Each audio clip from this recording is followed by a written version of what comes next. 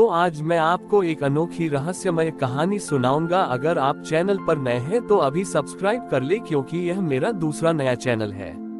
तथा कहानी पूरा देखे, अंत में एक अनोखा रहस्य छुपा है। धन्यवाद। तो सुनिए। सोमनाथ नाम का एक गांव था जो अपनी गरीबी के लिए जाना जाता था। इस गांव में हर कोई गरीब था, लेकिन वे बहुत ही संतोषी और दयालु थे। वे अपने पास जो कुछ भी था उसे एक दूसरे के साथ बांट कर रहते थे। इसी वजह से गांव में कोई भी भूखा नहीं सोता था। गांव में एक अमीर आदमी भी था जिसका नाम था धनराज।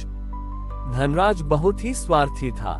वह कभी किसी की मदद नहीं करता था और हमेशा अपने धन को बढ़ाने के बारे में सोचता था। गणेश चतुर्थी आने वाली थी और धनराज ने तय किया कि वह इस साल गणेश जी की सबसे महंगी मूर्ति बनाएगा, ताकि गांव वाले उसकी अमीरी को देखकर हैरान हो जाएं। धनराज ने एक बहुत बड़े कारीगर को बुलाया और उसे सोने और चांदी की गणेश मूर्ति बनाने का आदेश दिया। कारीगर ने महीनों तक मेहनत की और एक बहुत ही सुंदर और भव्य मूर्ति तैयार की। मूर्ति इतनी महंगी थी कि उसकी कीमत से पूरा गांव एक साल तक बिना काम किए रह सकता था। दूसरी तरफ गांव के सभी लोग मिलकर गणेश जी की एक छोटी सी मूर्ति बना रहे थे। यह मूर्ति मिट्टी की थी, लेकिन हर किसी ने उसमें अपनी मेहनत और प्रेम मिलाया था। कोई अपनी कला को तो कोई अपनी दया को, कोई अपनी मेहनत को उसमें डाल रहा था। जब मूर्ति तैयार हुई तो वह बहुत ही सादी थी, लेकिन उसमें एक अलग ही चमक थी। गणेश चतुर्थी का दिन आया। धनराज ने अपनी सोने चांदी की मूर्ति को एक बड़े से मंडप में रखा। मूर्ति की चमक देखकर लोग हैरान हो गए। धनराज को लगा कि वह अब गांव का सबसे सम्मानित व्यक्ति बन गया है। गांव के लोगों ने अपनी मिट्टी की मूर्ति को एक छोटे से चबूतरे पर रखा। मूर्ति के पास कोई बड़ी सजावट नहीं थी, लेकिन उसके आसपास गांव के सभी लोग थे जो एक दूसरे के साथ हंस रहे थे और बातें कर रहे थे। जब रात हुई तो आसमान में एक बड़ा तूफान आया। हवा इतनी तेज थी कि धनराज के मंडप की छत उड़ गई और उसकी सोने चांदी की मूर्ति गिरकर टूट गई। धनराज बहुत दुखी हुआ। वह अपनी सारी अमीरी और मेहनत को मिट्टी में मिलते हुए देख रहा था। जब तूफान शांत हुआ तो धनराज गांव के लोगों के पास गया। उसने देखा कि उनकी मिट्टी की मूर्ति अभी भी अपनी जगह पर खड़ी थी और गांव के लोग एक दूसरे को गले लगा रहे थे। धनराज ने मुखिया से पूछा, मुखिया जी, आपकी मूर्ति इतनी सादी होने के बावजूद भी क्यों नहीं टूटी और मेरी इतनी महंगी मूर्ति टूट गई? मुखिया ने मुस्कुराते हुए कहा, धनराज, तुम्हारी मूर्ति सोने और चांदी की थी, लेकिन वह सिर्फ एक वस्तु थी। हमारी मूर्ति मिट्टी की थी, लेकिन उसमें हम सबकी एकता और प्रेम था। जब लोग एक दूसरे से जुड़े होते हैं तो कोई भी तूफान उन्हें तोड़ नहीं सकता। धनराज को अपनी गलती का एहसास हुआ। उसने समझा कि सच्ची अमीरी धन में नहीं, बल्कि लोगों के दिलों में होती है। उस दिन से धनराज ने अपनी स्वार्थ को त्याग दिया और वह भी गांव के लोगों के साथ मिलकर रहने लगा। गणेश चतुर्थी का त्योहार अब सोमेश्वरपुर में दिखावे का नहीं, बल्कि एकता का त्योहार बन गया। हर साल लोग गणेश जी की एक ऐसी मूर्ति बनाते थे जिसमें वे सभी मिलकर काम करते थे, और यह मूर्ति उन्हें याद दिलाती थी कि सच्चा सुख धन में नहीं, बल्कि मिलजुल कर रहने में है। धनराज के दिल में आए इस बदलाव ने सोमेश्वरपुर में एक नई सुबह ला दी थी। अब वह सिर्फ अपनी अमीरी बढ़ाने के बारे में नहीं सोचता था, बल्कि गांव के लोगों की मदद करने के बारे में सोचता था। उसने गांव के बच्चों के लिए एक स्कूल बनवाया जहां वे मुफ्त में पढ़ सकते थे। उसने गांव के किसानों को नए उपकरण खरीदने में मदद की ताकि उनकी फसल बेहतर हो सके। गांव के लोगों को धनराज में आया ये बदलाव देखकर बहुत खुशी हुई। उन्होंने देखा कि धनराज अब सिर्फ अपने धन का मालिक नहीं था, बल्कि वह उनके दिलों का मालिक भी बन गया था। गणेश चतुर्थी का त्योहार फिर से आने वाला था और इस साल गांव के लोगों ने धनराज को अपने साथ मिलकर मूर्ति बनाने के लिए आमंत्रित किया। धनराज पहले तो थोड़ा हिचकिचाया, लेकिन फिर वह मान गया। इस बार उसने कोई महंगी मूर्ति नहीं बनाई, बल्कि उसने गांव के बच्चों के साथ मिलकर मिट्टी की एक छोटी सी मूर्ति बनाई।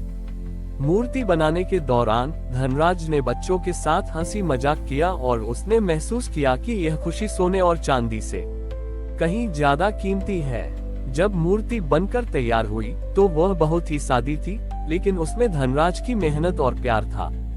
जब गणेश चतुर्थी का दिन आया तो पूरे गांव ने मिलकर गणेश जी की पूजा की। इस बार धनराज ने अपनी मूर्ति को अलग नहीं रखा, बल्कि उसे गांव की सामूहिक मूर्ति के पास ही रखा।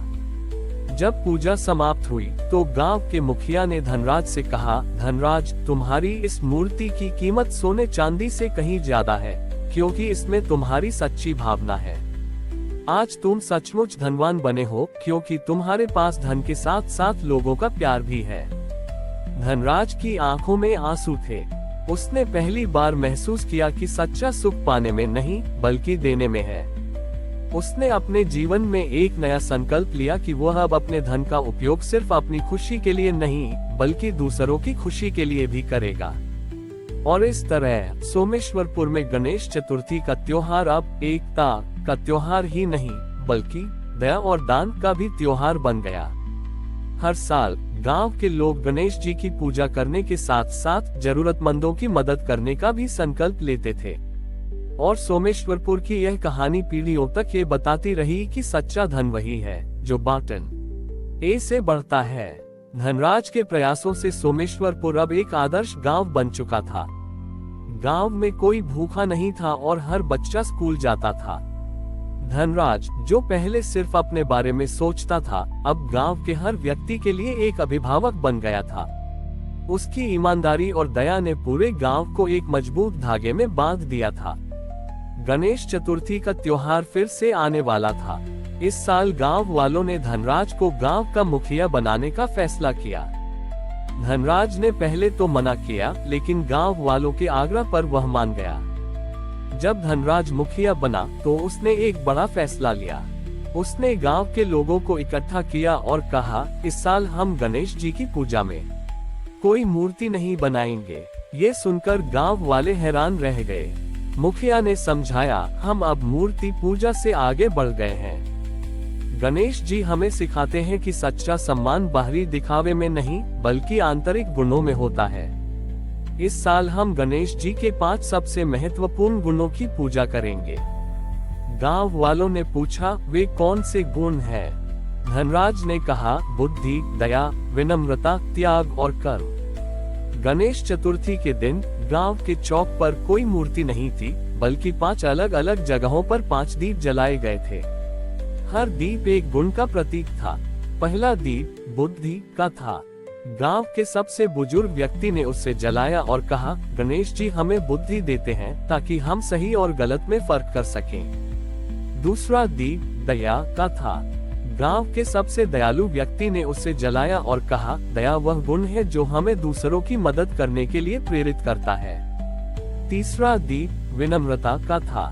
धनराज ने उसे जलाया और कहा, सच्ची सफलता तभी मिलती है जब हम विनम्र रहते हैं। चौथा दीप त्याग का था। गांव के एक किसान ने उसे जलाया और कहा, त्याग वह गुण है जो हमें अपने स्वार्थ से ऊपर उठने की शक्ति देता है। और 5वां दीप कर्म का था। गांव के सबसे मेहनती व्यक्ति ने उसे जलाया और कहा, गणेश जी हमें सिखाते हैं कि कर्म ही हमारी सबसे बड़ी पहचान है। उस दिन सोमेश्वरपुर में गणेश चतुर्थी का त्योहार एक नए रूप में मनाया गया। ये त्योहार अब सिर्फ मूर्ति पूजा का नहीं, बल्कि गुणों की पूजा का त्योहार बन गया था। लोग गणेश जी की आरती नहीं कर रहे थे, बल्कि वे अपने भीतर के गुणों को जगाने का संकल्प ले रहे थे।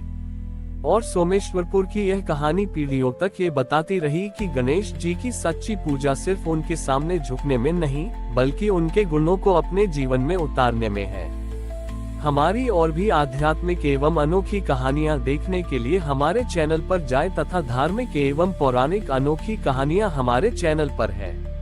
कृपया जाके देखें तथा हमारे चैनल को सब्सक्राइब करके रखें और वीडियो लाइक जरूर करें। धन्यवाद।